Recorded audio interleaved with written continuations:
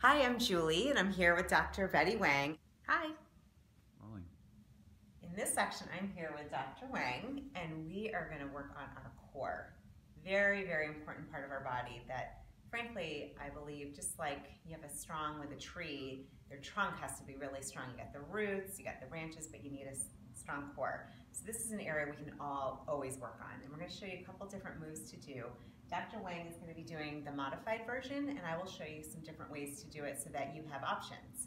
One thing to note, some of these positions actually come from Pilates. Many of you have taken Pilates before. It was a modality that was developed by Joseph Pilates at the turn of the century when he was working with war veterans that were actually not able to move a lot of their body. They were in their hospital beds.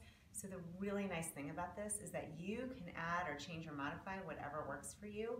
You can still work your core, and you don't have to A, go to a gym, or B, do all of you can do whatever version works. And really what we have here is a mat, but if you don't have a mat, perfectly fine. You can just use your carpet or somewhere soft in your house. So we're gonna get started. We're gonna begin on our backs. We're gonna begin with what's called the hundreds, and I'm gonna guide you through it. So if we can all get onto our backs. So Dr. Wang is going to have her knees up and her head is going to stay on the ground. So we're going to roll down. We're going to take our knees up. So making that 90-degree angle. Hands are going to be pumping. So Dr. Wang's head is going to stay on the ground. Now, you would like to add a little bit to this movement. Take your head up, inhale and exhale. I want you to imagine that there are bouncy balls underneath your hands. So you're getting a little bit of movement there. Now, if that's working for you, take your legs up, keep pumping. And if you'd like to add on just a little bit, lower your legs to working level. Oh yeah, feel your core. In any of these positions, you're gonna feel your core. Keep going for 4. Inhale and exhale. 3, 2, and 1. Wherever you are, lower your head, knees to chest, and rock. We're gonna rock side to side, looking up, straight ahead, and beautiful. Now, Dr. Wang is gonna take her feet, put them to the floor with the bent knees. I'm going to take my legs all the way out, long and strong. Arms are up.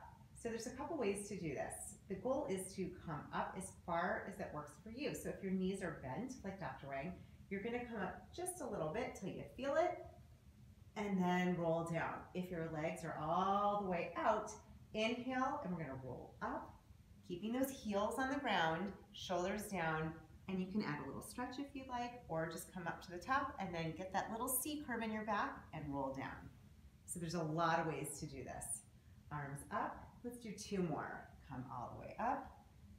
Or like Dr. Wang, if that's where you are today, then you just roll up to working level. Inhale, shoulders down, roll up. Excellent, roll over, and come on down, nice. Take those knees again to your chest, and rock your head side to side. Let your spine go and come back to center. Next, we're going to go into bicycle. This is a really fun one. There's a lot of ways to do this. Again, whatever your working level is, please honor your body and listen to where you're at. So take your hands behind your head, elbows are out wide. Knees are going to come to your chest. So if it's comfortable for you to do so, you're going to lift your head just a little bit, chin to chest. Now, maybe you're just extending, so you're going to aim for that left armpit, coming all the way over to the right, and maybe you're extending your left leg just a little bit. Or maybe it's all the way and you're twisting.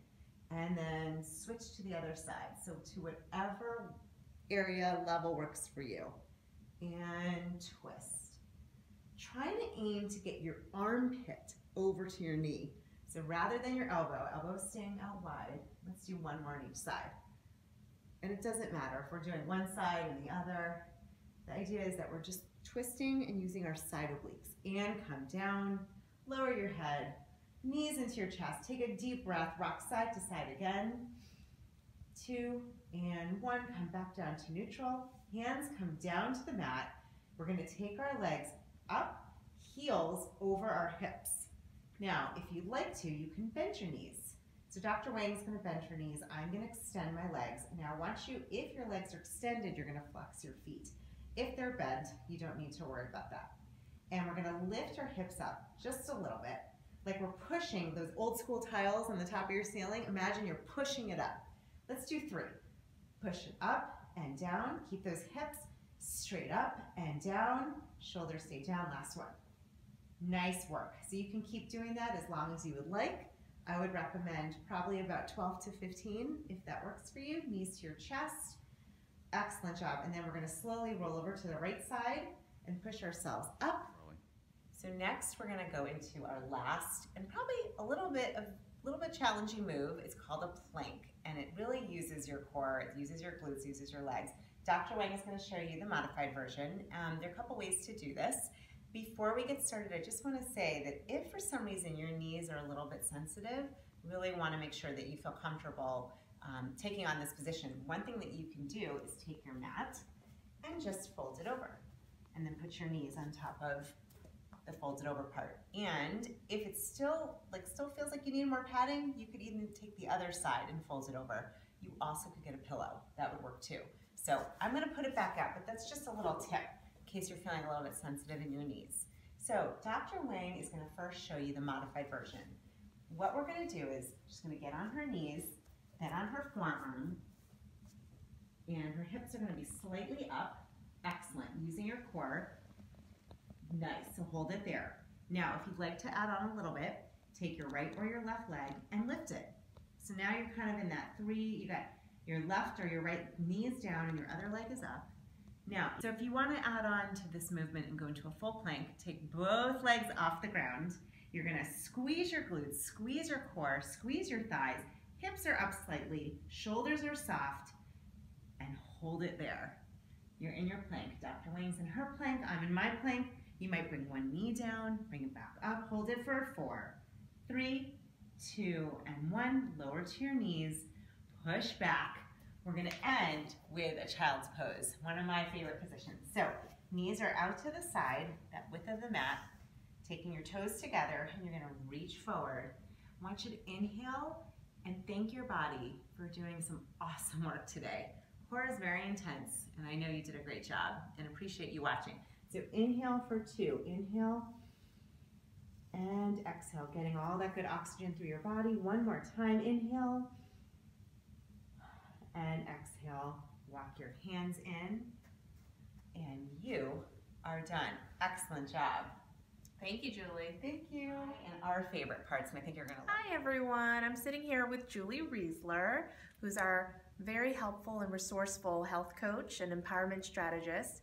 She is extremely wonderful with all of our patients in the Body and Wellness program. And one of the things she helps with is something called functional fitness. I'd like to ask Julie if she can really define what functional fitness is for us. Thank you. Thanks for having me. And this is kind of a question that I feel like we get often. So functional fitness is really about using your primary muscle movers. And what I mean by that are your quads, your thighs, your hamstrings, your core, your glutes, and your arms.